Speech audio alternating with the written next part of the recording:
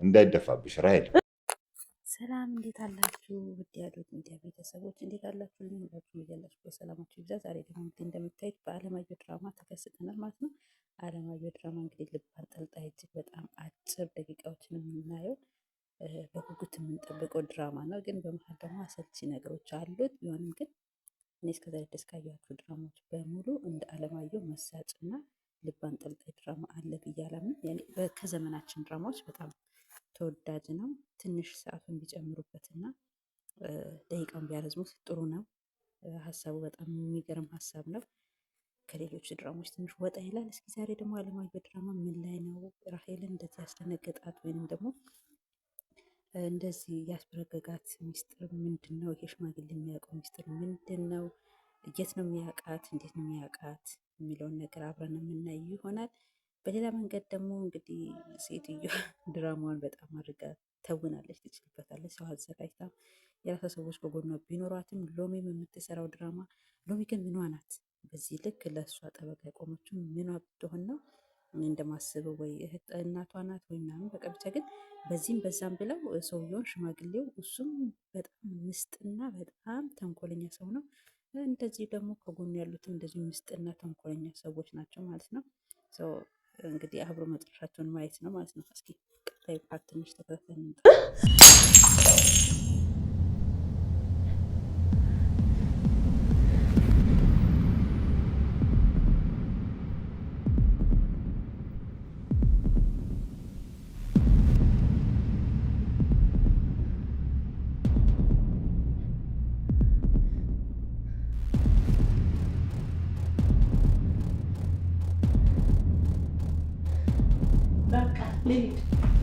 ወይ ምንድን ነው? ገና ቆመሽ ታየዋለሽ እንዴ?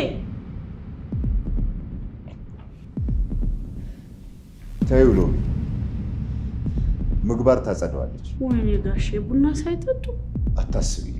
እንዲሁ እንዳማሩት አንቺ ሂጂ፣ ምግባር አለች።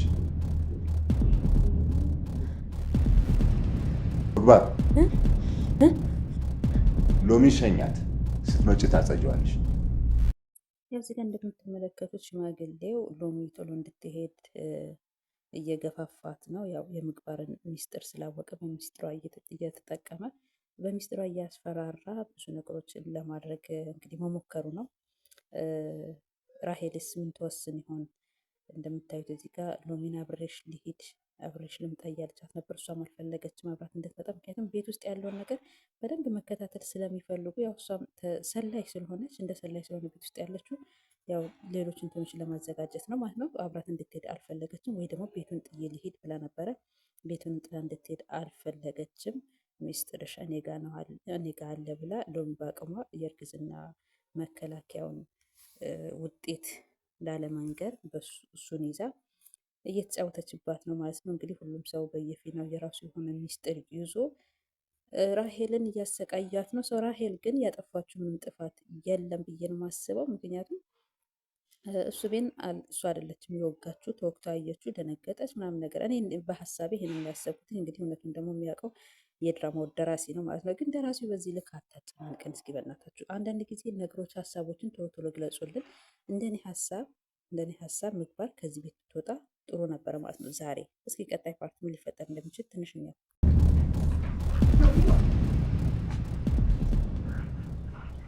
አንቺ ልጅ ካገኘሁብሽ በኋላ ነው አይደል እንደዚህ የምትሆኚው?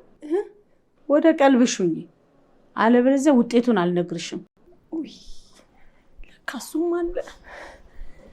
ይኸውልሽ ይሄ ሽማግሌ እንደዚህ ስትልፈሰፈሽ ካየ መጫወቻ ነው የሚያደርግሽ። አብረሽ ልምጣ፣ አብረን እንሂድ። ልጅ ወደዛ አትልፈስፈሽብኝ። ስትረጂኝ ነው ምረዳሽ። ምንድን ነው ምረዳሽ? እሱን ጊዜ ውስጥ ደርስ ታውቂዋለሽ። እነዚህ ጋር እንደምትመለከቱት ስትረጂኝ ነው ምረዳሽ ብላታለች ሎሚ። ሰው የምትረዳት እሷ የሰውየውን ሚስጥር በማውጣት ለሎሚ እንድትነግራት፣ ሎሚ ደግሞ ለአለቃዋ ለማቃጠር እንዲመቻት ነው። ሌላ ምንም አይነት ሚስጥር ኖሮ አይደለም። ግን እሷ ለአለቃዋ ታማኝ ስለሆነች አለቃዋን ደግሞ ማገዝም ስለምትፈልግ ያው ንብረት ተካፋይ እንድትሆን ብቻ በአሁኑ ሰዓት እንግዲህ ብዙ ድራማዎች የሚታዩት አጠቃላይ የውርስ ክፍፍል ላይ ነው ትኩረታቸው። ያገባሉ፣ ውርስ ይዞ ለመውጣት ነው ትኩረታቸው። ግን በዚህ ልክ መሆን አልነበረበትም። የዚህ ድራማ ደግሞ በጣም ብሷል ማለት ነው። ሽማግሌ አውቆባታል። በእርግጥ አውቆ እንደታመመ ሰው ሪያክት እንደምታደርግ አውቆባታል። ቢሆንም ግን ባለማስፎገር እስከ መጨረሻው ድረስ አብሮ መቆየትና ንብረቷን ለመካፈል እንዲሁም ደግሞ ከዶክተሩም ጋር እንዳወራችሁ ከሆነ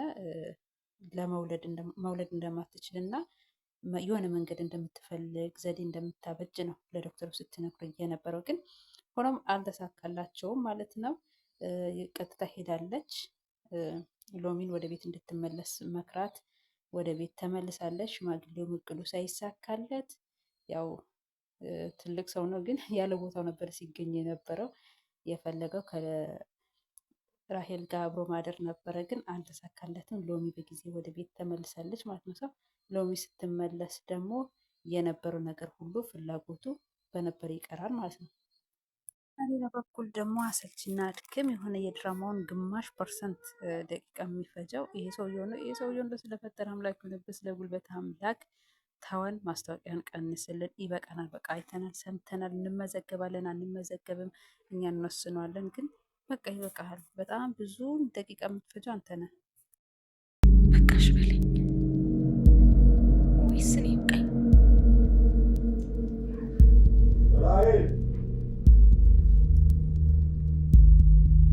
የእኔ መኖር ማንን ይጠቅማል?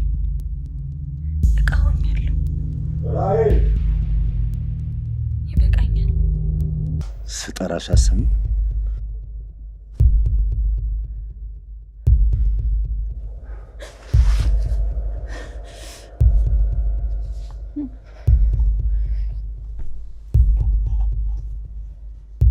ትመጫለሽ ብዬ እየጠበኩሽ ነበርኩ። የት? እኔ ጋ መኝታ ቤት። አልፈልግም። ከየት እንደመጣሽ ማለቅ መስሎሽ ነው? ምግባር አይደለሽም። ራሄል ነው ስምሽ። ተሳስተዋል። እህትሽስ አደገች? ማነህ? አሁን እሱን ለማውራት ሙሉ ሌሊት እናልቃለን። እጠብቅሻለሁ። በፍጥነት ነይ። አልችልም፣ እውነት አልችልም። ሚስጥርሽ እኔ ጋር ብቻ እንዲቀር አትፈልግም? ያለ ምክንያት ስምሽን ለውጠሽ እንደዚህ ሆነሽ መቼስ አትኖሪም። አልጋውን አውቄ እጠብቅሻለሁ። እሺ፣ እጠብቅሻለሁ።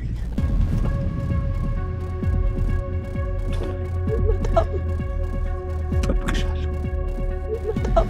ቶሎ ነሽ። እውነት አልመጣም።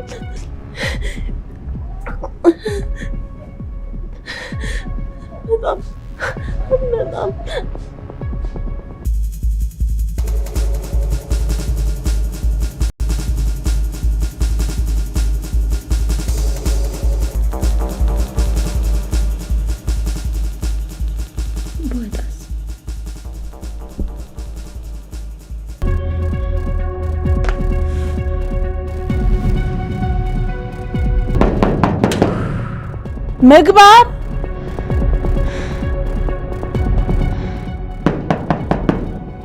ምግባር ሎሚ ነኝ።